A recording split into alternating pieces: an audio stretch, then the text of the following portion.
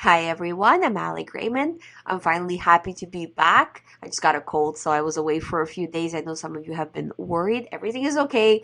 I will always come back to YouTube. Just it's hard when you're sick and you have sessions on top of it, so I took a few days off because of that.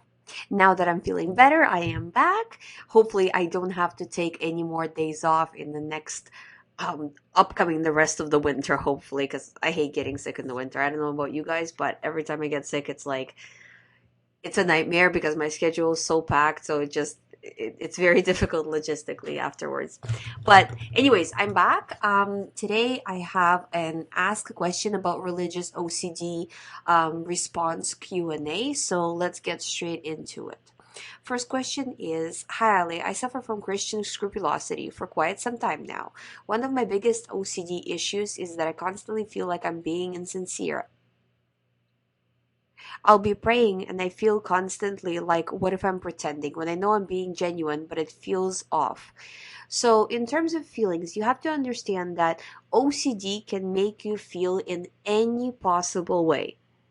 It can make you feel things on a physical level, such as sensory motor OCD, on the perception, such as depersonalization, on emotions, such as how do I feel about this person or that person, on any kind of a level, basically. So look at it as this is OCD. How I feel, I don't need to sort out because OCD has taken over that part for now. So I don't need to figure it out. Figuring it out is rumination. We're not going to do that. So if it tells you, because this is just OCD thought coming in, right? Well, what if I'm pretending?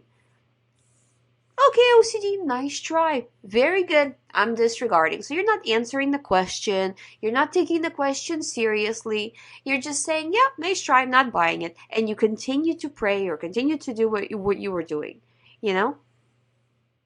So not changing what you are doing in the day, anything that you have, any thought that you have that has to do with religion, that comes from a place of what if I'm scared, I need to figure it out. You don't. That's OCD.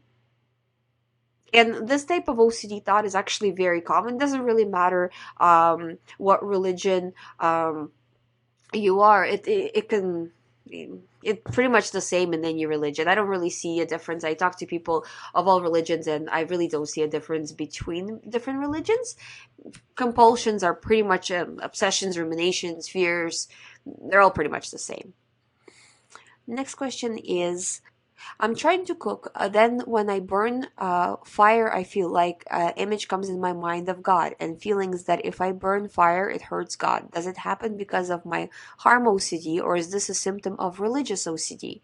And when I am cutting vegetables, I feel like I'm hurting God. And every dangerous thing, I feel it again and again. Please, Ali, help me. I know that it is religious OCD and what to do about this condition. Okay, so again, very common situation, very common religious OCD, obsession compulsion combination. So then what you want to do is on purpose cooking, on purpose, like cutting vegetables, and let those thoughts come in. And when they come in, you say, nice try, OCD. I'm disregarding. I'm not buying into it. And just keep doing this exposure exercise. You need to do these kinds of exposures a lot. In terms of religion, doesn't matter what kind of religion what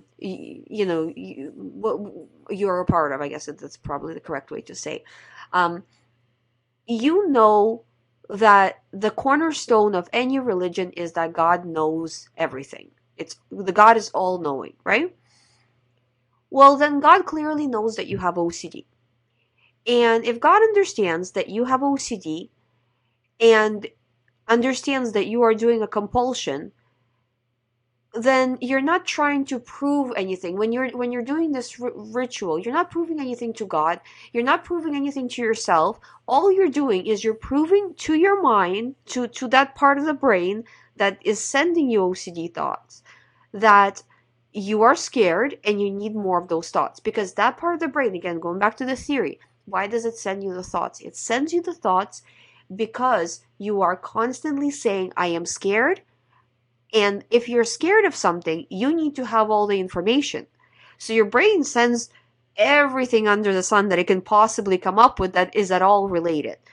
So you're cutting vegetables, you're around the knife, maybe, and if you start to be, say, for example, afraid of knives, first you're afraid of a knife when you are directly cutting something, then when you're standing next to it, and then pretty soon when you're standing, a few feet away from it, it spreads.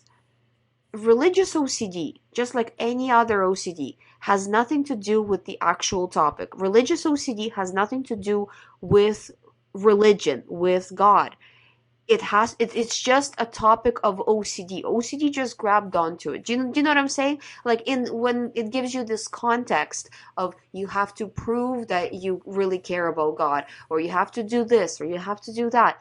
That actually has nothing to do with, you don't need to do what it's telling you. You're not proving it to God. You're not proving it to yourself, like, in any real sense. You're proving it to OCD. And the more you prove it to OCD, the more OCD will require from you. So this is a battle between you and OCD. It has nothing to do with the topic that happens to be religion, because religion is very important to you. It just grabbed onto something that's important. It could have been any other situation, any other part of your life, but because this is important, it happened to grab onto that. That's all that happened. So don't think that, well, this has to do with my religion, therefore I cannot not do the compulsion because somehow this is going to be really bad. No, it's not going to be really bad. It's just kind of a ruse to get you to do compulsions and rumination. The brain is just trying to get you to do it, and you're falling for it. You're paying attention to it, and you're getting deeper into it. So you have to view it as any other type of OCD. If you had a different type of OCD, what would you do? You wouldn't follow a compulsion. So same thing here. If you're praying during this time when the thoughts come in, it doesn't make a difference. God knows you. God knows what's in your heart. Doesn't matter what religion, but it's the same in every religion, right? All of this stuff of you going kind of in the circle, trying to prove things, trying to do things, trying to figure it out, that's all OCD. It has nothing to do with religion, and you have to really understand that very clearly.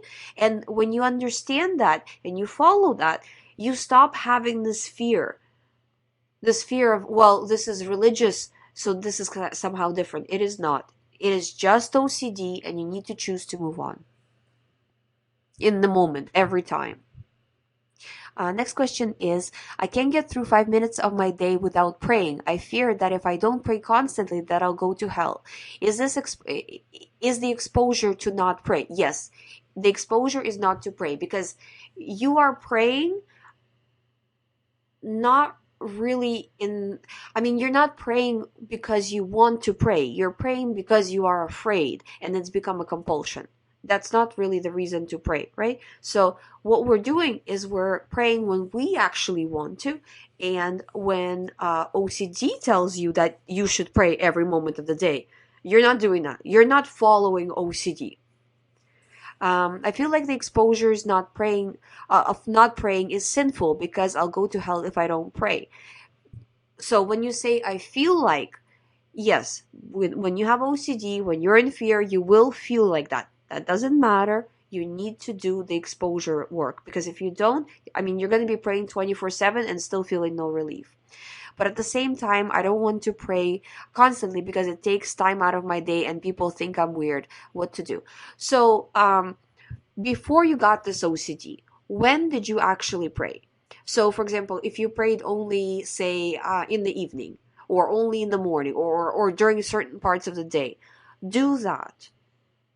Whatever OCD tells you, but now you have to pray all the time, now you have to do this, because it with OCD, it's not gonna even just stop at praying. It's gonna go further and further and further until you're doing all kinds of different things throughout the day. Just start cutting it down. I would say that if you feel like dropping all this extra praying is too hard, start reducing it, because this is not your natural state. And then, just like you're saying that other people are thinking that it's weird, because nobody prays 24 hours a day. So this is an OCD repetitive behavior, and you're doing it out of fear. You should not be praying out of fear, generally speaking, right? Again, I'm not getting into religion. I'm just saying that anything that you're doing out of fear is OCD. Next question is, when I go to temple for praying, a bad thought comes in my mind about God. Also, when someone's talking about religion, or religious, I'm assuming he says religious things. Is this religious OCD? What should I do? So, I would say the exposure for this situation would be to listen to more, maybe like just on YouTube, right? Listening to more videos on religious topics and having that exposure. So listening to the video or talking about religion would be in the exposure, and then bad thoughts come in, or when you're praying, right? Not prayer itself is not really an exposure. I don't want you to kind of start doing that, because then you kind of get into the situation where you're praying too much, or you can get into other compulsions with that. But when you are praying normally at your normal times, and the thoughts come in, instead of saying, oh no, I have to repray, or I'm not gonna pray because I'm too afraid to pray, because if I pray, the thoughts are gonna come in. You're just praying as normal. And if all kinds of stuff comes in, all kinds of stuff comes in. This is out of all of the OCD, religious OCD situations, like obsessions, compulsions, this one is probably the most common, that people get really bad thoughts, really bad images, urges, while they pray, and they get really scared. And again, the same thing when people go to church, as well, and that's just because your mind is just like so active in that moment that it's like, oh, this would be the worst thing to do right now. I have to warn you that this would be the worst thing to think of. So it just brings you all those thoughts. Or maybe you want this, maybe you want that, maybe you like this, maybe you like that. What about this? What about that? It just bombards you with that. So just look at it as OCD, tell me whatever, I'm just focusing on the praying. Just look at it as if somebody was standing next to you and saying all kinds of things. And you're not responsible for what they're saying. You have no control. If I told you right now that you need to stop all your thoughts, you're not able to do that. You have no control over these automatic thoughts that are coming into your mind. So don't get scared of them. Don't feel ashamed of them. Don't take them on yourself. They're not a sin. They have nothing to do with you. They're just auto playing while you are praying or while you are doing anything else. So the less you take it personally, the less they're going to come in. Because right now, when you take it personal, you give it so much power, and that's what makes OCD worse. See, another person says, I can't concentrate on my prayer because of unwanted bad thoughts about God. How should I pray, Ali? You just pray. And thoughts come in and you pray through them. So thoughts come in, images can come in, whatever, urges can come in. You just keep on praying. You finished your prayer. That's it. So parallel to it. Like, kind of in the same way, say for example, you live in an apartment building, right? And you're praying in your apartment, and then the neighbor next to you turned up the music really loud, and you can hear all kinds of lyrics. So you hear the lyrics, but you're still praying. So look at it like that. It has nothing to do with you. Can you recover from a religious OCD? Yeah, absolutely. It's not different than any other type of OCD. Of course you can recover, but you can only recover if you do recovery work. No type of OCD will just go away by itself. Okay, maybe that's not entirely true. If, for example, OCD topics change based on what is most important to you. So, for example, kids get topics that what if I step on a crack on the pavement, then my mom or dad will die.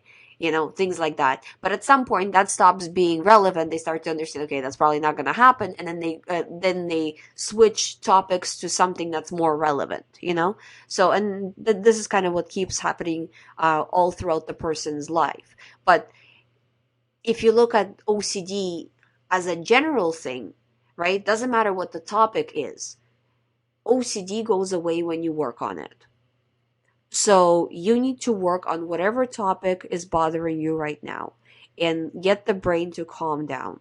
And the calming down happens over the course of 6 months. The brain needs to see that there's no danger, everything is fine, you're not reacting with fear, you're not checking, analyzing, ruminating, doing compulsions, and then the brain itself calms down and then stops being in this fight or flight mode and sending you more and more thoughts on different themes, whatever. So it's just this kind of the process of calming down. The fact that what type of OCD theme you have is pretty much irrelevant. We're talking about religious OCD theme here, but really any OCD theme works the same way. You do exposure work and response prevention, you recover. You follow the compulsions, it will continue until you do the exposure work and recover. So in terms of the age, how long does it take? I really don't, I talk to people all day long, every single day. I don't really see a difference. I see people recovering at a very young age. I see people recovering at an older age. There is no difference.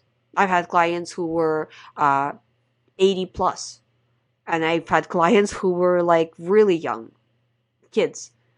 So I don't really see a difference in terms of recovery. It's whether the person pushes through and does recovery work. And you have to kind of see the scope of it. I do recommend writing it down and really kind of zeroing in on the analytics of how much, in terms of minutes, are you paying attention to the thoughts, or how much you are disregarding the thoughts throughout the day. Kind of like a score sheet, right? That, okay, I gave in this many times I pushed through. What do I mean by pushing through is I decided to pray. It got very difficult. The thoughts were just screaming in my head. I continued to pray. I did not, stop. I did not run away. I just said, whatever, let the thoughts be there. I don't care. Didn't try to make the thoughts go away. Just did my thing as I normally would. That's pushing through. So you're not avoiding, you're not reassuring, you're not explaining yourself, right? That this is a big thing, is like apologizing, defending yourself. God already knows.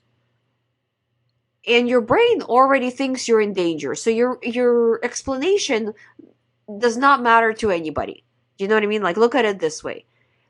And these thoughts happen for a long time now. So you can see that the explanations, the defending, the rumination is clearly not working. So stop doing that. Just start really working on cutting it down, and keeping track of how many times you push through and how many times you gave in will give you a really good overview. And it doesn't matter. Sometimes in the beginning, well, not sometimes, most of the time in the beginning, the number is really, really high. That's okay. It will go down. It's just a matter of it going down as you are doing the work. So again, like what I say, 5% each day more than the previous day. Even if we have bad days, days where you completely, it just went downhill, neutral days, so add 10 more of those, you get a month. Going from 100% doing compulsions to doing zero compulsions of really applied work, and I mean, it's up and down, right? Because if after that 30 days you still kind of do a few here and there, it's not a perfect, we're human. It's not a perfect process. And I get that. And that's what I say, that for actual recovery and for the brain to refocus, you need to be doing about 6 months of constant recovery work, constant vigilance of where's my mind at? Am I ruminating? Am I doing compulsions? No, okay, good. Like that. But it gets a lot easier, obviously, after about a month or two, as you cut them down so much, because as you cut them down, the anxiety goes down. At first, it actually spikes because the brain wants to bring you back into rumination, or into compulsions. But then, as you continue to refuse, it goes down. Next question. Does disregarding the thought mean to push it away or to try to think about it? I feel like when I push it away, more thoughts come in. It's overwhelming. Am I doing it right? Um, Neither one. You don't want to push it away, and you don't want to think about it. You just want to leave it. Like, okay, brain, this is you're telling me, this thing, whatever it is, right? Fine, whatever. You're whatevering the thought. And when you whatever the thought, your brain's like, what? You're not reacting? You're not paying attention? I'm going to send you more thoughts to get you back into fear. And that's what you're saying, that when I push it away, because pushing it away is kind of similar to disregarding, right? Because you're not diving into it, right? So, but disregarding is better because it's no reaction. Because when you push it away, you almost kind of do it out of fear, but you want to have neutral reaction. And when you have neutral reaction, then the brain will send you more thoughts to get you back into fear. And you have to withstand those thoughts as well. And when you do, you will see that, oh, okay, those thoughts came and went as well, and I'm fine. So it's just this process over and over again, doing the same thing. I understand that it's really difficult and really annoying to be continuously doing recovery work, but this is how ERP is done. It's just everyday thoughts come in every moment of the day. Most people say, well, for me, thoughts come in every moment of the day. Well, then every moment of the day, you have the opportunity to do exposure and response prevention. So instead of diving in, you choose not to. It's like a good analogy I've been giving lately is if you have the Zoom, well, everybody has a Zoom feature on their camera, right? It's like the brain gives you a picture and then you like zoom right in. And when you zoom right in, it gets really scary and you feel like, oh, can't zoom out anymore. The switch does not work. They can't zoom back out. So the trick is when it gives you a thought, you don't zoom in. And it doesn't matter how much it tries to get you into it, you're still choosing not to. Next question is, what should I tell my friend who has the following religious OCD? The obsession is that I just sin, and the compulsion is the urge to desire to go back and think about the situation and figure it out if they sin. They cannot go back and figure it out. They have to choose not to figure it out, choose not to analyze, choose not to ask, because that's the compulsion that they're doing. Actually, the whole idea of trying to figure out OCD thoughts, right? Religious OCD thoughts. Every time you feel like, is it a sin? Is it not? Let me figure it out. You should not be trying to figure it out. It's OCD, I'm not doing it. Whenever it's this what if, disregard. Next question is, also I'm afraid of betraying God in case of some of my relatives' deaths. But again, not figuring it out. Don't analyze it. Don't zoom in. Because once you zoom in, it's very difficult to zoom out.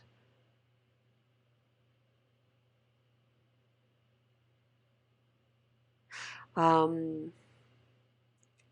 have paralyzing fear of hell and inability to be safe. And inability to be saved. I literally shake with fear. How can this be OCD when it's a legitimate concern? I don't think I'm saved yet. How can this fear be OCD? I have a hard time believing I'm saved and doubt it a lot. The Christian walk is supposed to be one of peace. So again, you're very much connecting OCD and religion. You're trying to figure this out as if this is a real thing. I'm telling you right now, this is OCD. You're going down an OCD path. You're trying to figure out an OCD situation. Choose not to do that. The more you choose to figure something out, the worse all of this will be. So you absolutely have to stop figuring it out. If you just give yourself, like, maybe this will help. If you look at it this way, that right now, because you're so zoomed in into the situation, you're not able to see perspective. So the more you're digging information and going through different texts and thinking and asking and trying to figure it out, the more these OCD thoughts will come in and they will bombard you. Real thoughts don't come in like this. So either you have OCD or you don't. Do you right now, as scared as you are, do you really think other religious people are like this? Do they behave like this? No, I'm telling you, they do not behave like this. People with OCD behave like this. That is kind of the wonder of OCD. And it doesn't matter what kind of theme the OCD is about. It's always that same way. So this is clearly 100% OCD. You should not be figuring it out. And just like you said, that the path, the religious path is one of peace, right? Or something to that effect, because this has nothing to do with religion. This is an OCD path that is anxiety filled, right? So you have to look at it like this, that this is OCD. You need to refuse reaction. You cannot be analyzing. Guys, with religious OCD, and I have so many clients of various religions with this, So I really know a lot about religion. I can't even say a lot, more than a lot, everything. Not everything, but pretty much everything. Pretty much everything. Because I talk to people with religious OCD many, many times a day. Because it's so common.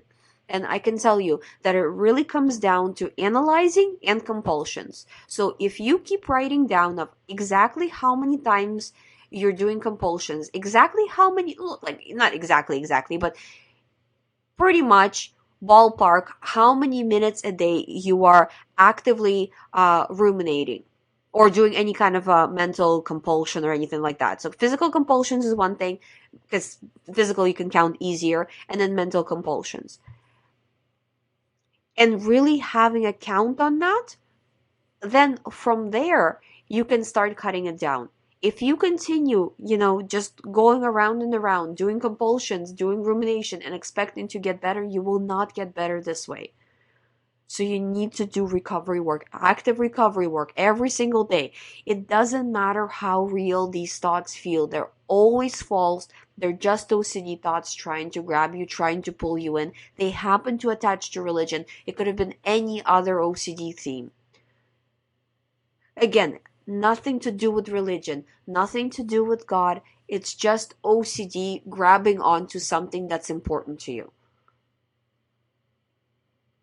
So I hope you really take my words to heart and start cutting it down. Thank you guys so much for watching. I hope you find my videos helpful. I will be back tomorrow. I've been missing doing YouTube videos, so I will definitely be back to my everyday schedule. Thank you so much for watching, for being here. If you would like to do recovery program, as always, all the information is on youhaveocd.com. Sign up from there. You can also, as you sign up, so you sign up and then you also book the sessions right from there. I do ask you, please book, if not all the sessions, then I would say the sessions for the immediate next 2 to 3 weeks. So we have that organized, and you have the amount of time you need based on the package. So please do that. Thank you for watching. I will see you tomorrow.